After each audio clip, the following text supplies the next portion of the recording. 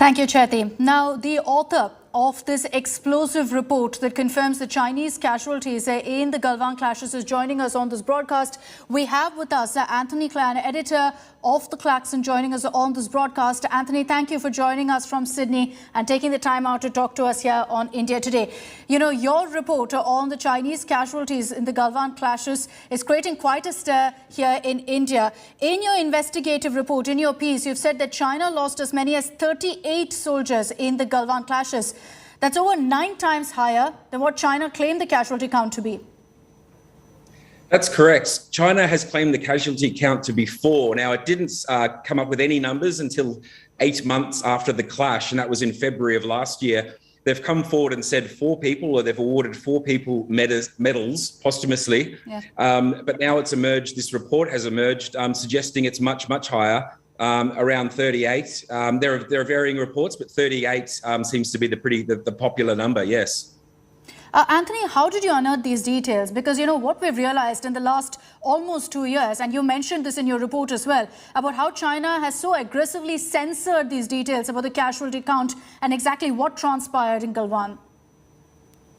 Precisely, and that's what's made it so difficult getting the information out, and that's why it's remained shrouded in secrecy in a way. You've got an enormous issue. You have the world's 2 most populous nations having a clash, and the world doesn't know what's happened. So a lot of it is because of the Chinese government has censored it, has been taking down reports from the internet, and even arresting one journalist for reporting the fact that the death toll was much higher than the 4 alleged by the Chinese government.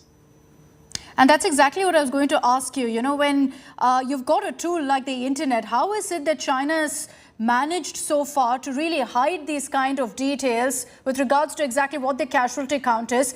There have been varying figures. There have been varying reports that have stated that, you know, the casualty count is much higher. China has maintained, as you said, that it's just at 4. How have they managed to keep it, you know, under the covers for so long? A lot of it is the censorship of the Chinese media. One, threatening people that speak the truth, and 2, removing any reports of what actually happened. So people are quite scared, obviously, to talk out. Now, our researchers have come by this information from a number of sources over a year-long investigation, as you mentioned. Now, they've gathered source material, interviews, a range of materials. But in particular, it's most interesting the materials that we've obtained that have been removed from the Chinese internet. Now, that's quite telling in terms of what the government officials have been looking to censor and remove. And there's been a specific focus on any mention about the true casualty count from that battle. I want to also understand from you, you know, you're saying this took almost a year long of research to actually come to this kind of details, which has never really been out. The fact that you've pegged the casualty count to be 38 is something that's not really been spoken of before. Yes, there have been reports that suggested that it's much more inflated than what China shows it to be. I want to know that in you and your team's correspondence with Chinese journalists, with anyone based in China, what their response was to exactly what transpired in Galwan. So the figure of 38 has come up repeatedly. We don't know the exact figure, but the 38 is our best guess. It's certainly a lot more than 4. There have been figures in the Indian media as well as high as 100 or more. Yeah. We can't verify that, but not to say it's incorrect, but 38 is the figure that keeps coming back. And our sources on the ground in China are confirming that figure. Also, Anthony, in your mind and in your view, do you think that China will ever admit to, you know, the exact scale of damage that they suffered in the Galwan clash in 2020? I don't think so. The reason for that being after the clash, China refused to admit any casualties whatsoever. Yeah. Now, its argument was, we don't discuss casualties, full stop.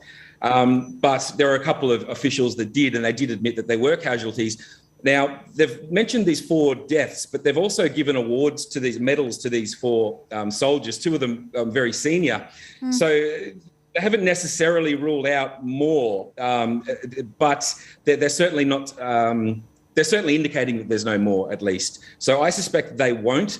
It is very interesting that they came out with the names of these 4 soldiers on February 19th of last year, which was 8 months after the incident. So the question is, why have they come out so much later? Presumably they've come under pressure and they've thought they've had to say something because people are asking too many questions and it's just not going to go away. You know, Anthony, I can only imagine how difficult it was for you to compile this report, considering how, China blocks and stonewalls any attempt to get details on the Galwan clash. And that exactly is, what I want to also talk about. The fact that 2 years on, there's still no clarity on exactly what the exact death toll is here. In your view, what do you think it really speaks about the Chinese regime itself? Well, quite clearly, it's concerning. If there's been a battle, China's come out and said it's not to blame. It blames India and India blames China. But this begs the question, if China's telling the truth in this and it bears no responsibility, then why isn't it coming completely clean on the matter? So in the absence of China coming out and saying what's actually happened, it's more difficult to believe their version of events. And finally, Anthony, considering all the secrecy, the kind of hiding of death toll that China has been doing, how do you think it sets like a dangerous precedent almost, internationally? The fact that something as serious as a clash between India and China has been covered up to this extent, and Galwan clashes, in fact, time and again has been used as propaganda by China. Indeed, and it speaks to a much bigger issue. I mean, we've seen China acting aggressively in the South China Sea and, of course, towards Taiwan.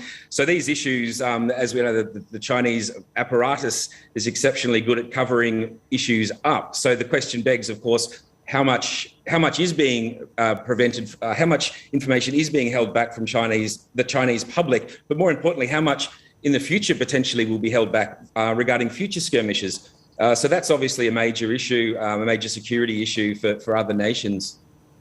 Absolutely. Anthony, I appreciate you taking the time out and joining us here on India Today. Thank you for giving your insights also on your report.